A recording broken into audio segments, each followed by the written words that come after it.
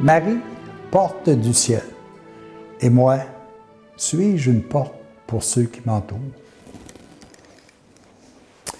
Ève a été la porte qui donnait accès au royaume des ténèbres et de la mort. Marie est la porte d'entrée du royaume de la vie.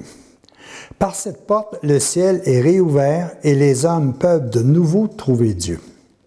Mieux encore, c'est elle qui présente Dieu au monde. Son Fils est passé par cette porte pour venir jusqu'à nous. C'est par cette même porte que nous avons accès à Dieu et à son royaume. Qui veut trouver Jésus doit trouver d'abord Marie. Celui qui ferme sa maison à Marie ne recevra pas Jésus chez lui, parce qu'il est toujours avec elle. Maintenant, et moi, que suis-je? Serais-je la porte du ciel pour mes frères égarés?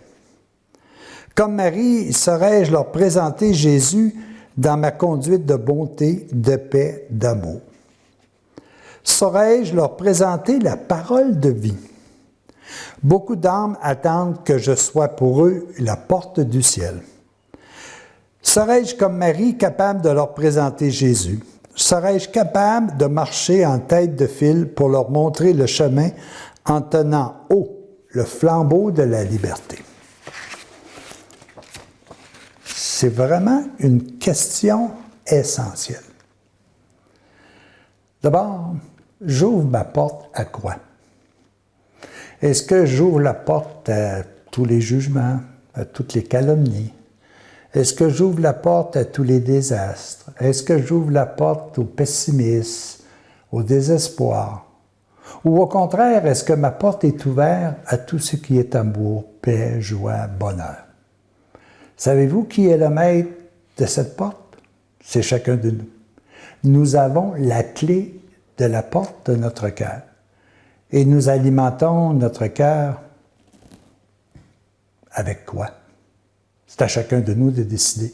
Vous savez, je l'ai dit déjà maintes fois, le cœur a une porte, mais la seule clé qu'il y a, la seule serrure, elle est à l'intérieur. C'est moi qui dois l'ouvrir.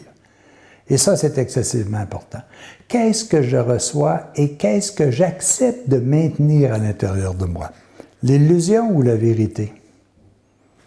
À nous de choisir. Est-ce que je suis une porte d'amour pour tous ceux et celles qui nous entourent? Est-ce que je reçois des gens chez nous en disant, bon, ben là, tant qu'il y a été ici, reste, là, on va jaser un peu, puis, ou est-ce qu'on les accueille avec joie, avec bonheur?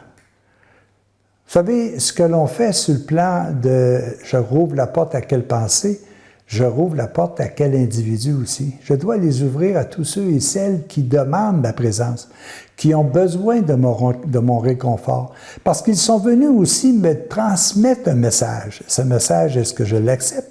Est-ce que ma porte est ouverte à voir les expériences des autres et de quelle façon ils vont s'en sortir? Je pense que ça aussi, c'est un secteur qui est important. Il ne s'agit pas juste de garder notre porte ouverte à des idées et à des pensées. Il s'agit aussi de garder notre porte ouverte à tous ceux et celles qui veulent bien venir nous visiter ou que nous allons visiter. On dit aussi que le sage se tient à la porte du Seigneur, c'est-à-dire à la porte de sa parole. Est-ce qu'on connaît assez sa parole? Vous savez, la parole du Seigneur n'a qu'un seul et unique but, que nous soyons totalement heureux. Même si nous ne sommes pas nécessairement toujours d'accord, parce que notre corps, notre situation physique nous empêche souvent de nous éloigner. Dites-vous que la parole de Dieu n'a qu'un seul objectif, que tous et chacun soient heureux. Et tous ceux qui suivent cette parole-là le sont. À nous maintenant de savoir si véritablement nous voulons analyser cette parole, la scruter, mais surtout l'appliquer dans notre vie.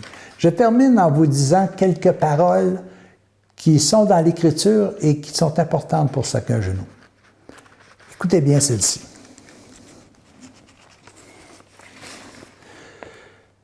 Tu établiras la porte de l'alliance, de l'arche, pour tous ceux et celles qui veulent rejoindre Dieu.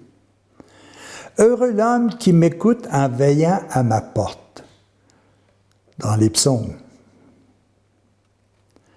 Dame Folie s'assit à la porte de sa maison. Attention, n'ouvrons pas la porte à n'importe quoi. Mon aimé frappe à la porte. Dieu sans cesse frappe à notre porte. Sa vérité est inscrite à l'intérieur de nous.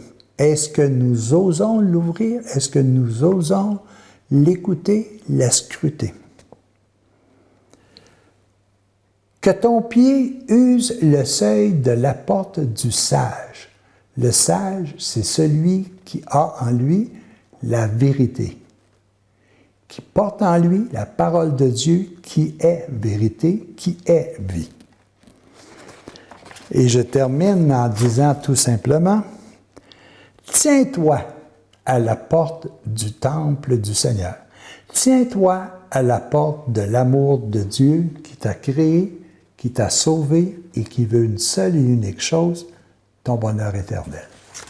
Les amis, nous sommes et nous faisons partie de la porte du ciel. Marie et Jésus l'ont totalement accompli sur notre terre.